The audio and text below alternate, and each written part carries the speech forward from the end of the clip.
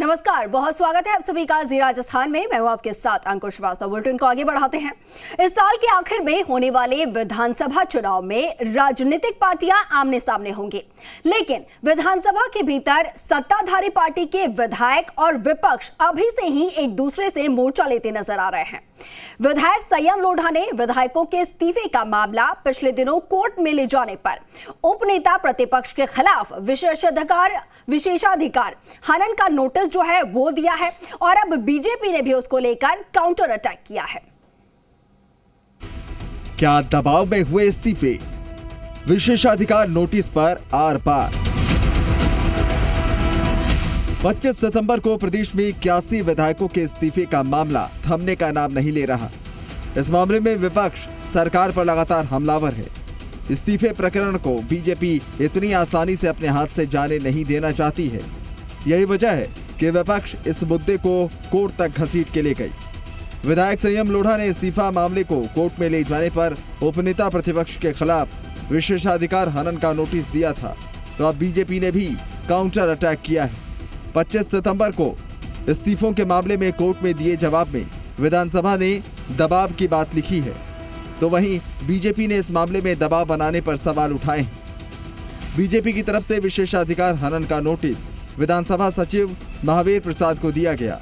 उपनेता प्रतिपक्ष राजेंद्र राठौड़ ने संयम लोढ़ा के खिलाफ, विधायक वासुदेव देवनानी ने रामलाल जाट के खिलाफ, अनीता भदेल ने महेंद्र चौधरी के विरुद्ध, जोगेश्वर गर्ग ने रफीक खान के विरुद्ध, अशोक लाहौटी ने शांति धारीवाल के खिलाफ और रामलाल शर्मा ने महेश जोशी के खिलाफ विशेषाधिकार हनन का प्रस्ताव विधानसभा सचिव को सौंपा है।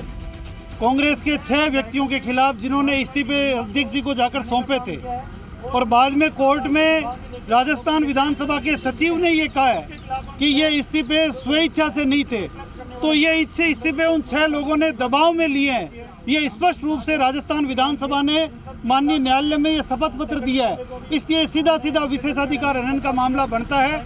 6 लोगों के खिलाफ भारतीय जनता पार्टी के 6 सदस्यों ने, हम लोगों ने आज विशेषाधिकार हनन सौंपा है सचिव को, और जल्द से जल्द उस पर जो है वो चर्चा करवाने की आज मांग रखेंगे। 6 माननीय सदस्यों ने इस्तीफे कलेक्ट करने का काम किया, तो आखिरकार इन 6 सदस्यों ने क्यों दबाव डाला, क्यों विधायकों की स्वतंत्रता के ऊपर हनन करने का काम किया, क्यों विधानसभा के नियम और प्रक्रिया के जो अधिकार उनको मिले हुए हैं उनका हनन करने का काम किया।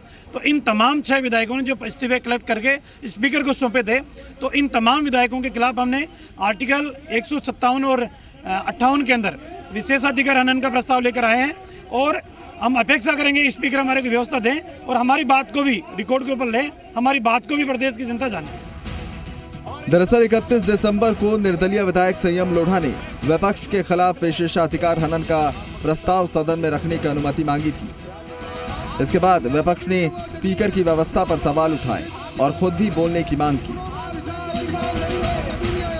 इस दौरान स्पीकर और उपनेता प्रतिपक्ष राजेंद्र राठौड़ के बीच लंबी बहस हुई। इस मामले में स्पीकर ने भी तल्ख तेवर दिखाए थे। करीब 10 मिनट से ज्यादा स्पीकर और राठौड़ में बहस चलती रही, लेकिन मामला ज्यादा गंभीर इसलिए हो गया कि विधानसभा ने भी हाईकोर्ट में दिए जवाब में माना कि विधायकों के इस्तीफे स्वैच्छिक नहीं थे, लिहाजा उस दिन जिन लोगों ने इस्तीफे लिखवाए उनके खिलाफ विशेषाधिकार हनन का नोटिस दिया है। मामले में मंत्री शांति धारीवाल इस तरह के आरोपों का खंडन करते हैं, तो वहीं पीसीसी चीफ डोटासरा इसे बीजेपी की नौटंकी बता रहे हैं। नहीं दिलवाए, मैं खंडन करता हूँ इस बात का। बस अब चुनाव आ गया और विरोध करने के लिए उनके पास में सरकार के खिलाफ कुछ है नहीं, इसलिए ये इसी तरीके की नोटंकी करेंगे। तो नोटंकी के लिए बीजेपी और आरएसएस माहिर है नोटंकी करने में, तो उनको माफ़ी मांगनी चाहिए राजेंद्र जी राठौड़ को कि हाउस का मामला था, उनको कोर्ट में क्यों घसीटा और क्यों अपमान किया इसका विधायिका का, ये उनको खुद को समझ आ जानी चाहिए और उनको समय रहते माफ़ी मांग लेनी चाहिए। बीजेपी के आरोपों के दायरे में आने वाले मंत्री रामलाल जाट से सवाल किया गया, तो उन्होंने कहा कोई भी विधायक अपना इस्तीफा कभी दबाव में नहीं देता, ये बात बेईमानी और निराधार है। वहीं कांग्रेस विधायक दीपेंद्र सिंह शेखावत ने कहा कि इस तरह की घटना पहले कभी नहीं हुई। अब जो चैप्टर क्लोज हो गया उस पर चर्चा के बजाय आगे की रणनीति बनानी चाहिए। बीजेपी पर हमला करते हुए उन्होंने कहा कि देश में बीजेपी का बहुत बड़ा षड्यंत्र सरकार को बदलने का है। विधायक, सीनियर विधायक है, ऐसे कोई दबाव में नहीं आते, अपनी स्वेच्छा से इस्तीफे दिए हैं। ऐसा नहीं है कि दबाव से कोई इस्तीफा देता है। हम दबाव बनाए राजेंद्र राठौड़ जी पे, गुलाब जी कटारिया, वो दे दें इस्तीफा। उनकी पार्टी में झगड़े हैं, दो ना इस्तीफे, वो देते हैं क्या? वो भी बुद्धिजीवी हैं, पढ़े लिखे हैं, कानून के जानकार हैं। स्वेच्छा से भी हुए ही हैं और नहीं भी हुए हैं तो भी जो कुछ घटनाक्रम चला वो बड़ा दुर्भाग्यपूर्ण है। कांग्रेस की परंपरा रही है, 25 तारीख को जो चीज़ें हुई निश्चित रूप से सभी लोगों को तकलीफ़ हुई है और हाईकमान इसका संज्ञान लेगा। चैप्टर क्लोज हो गया, उस पर चर्चा नहीं हो करके आगे की रणनीति बनानी चाहिए। सरकार कांग्रेस की दोबारा से आ सके इस बात के लिए सभी प्रयासरत हैं, चाहे प्रदेश के नेता हों चाहे देश के कांग्रेस के नेता हों। आज जिन परिस्थितियों में हम चल रहे हैं, निश्चित रूप से देश में बीजेपी का बहुत बड़ा षड्यंत्र सरकार को बदलने का है, लेकिन मुझे उम्मीद है कि वो कामयाब नहीं हो सकेगा। बहरहाल चुनावी साल में विधायकों के इस्तीफे के मामले की गूंज अभी लंबे समय तक सुनाई देगी।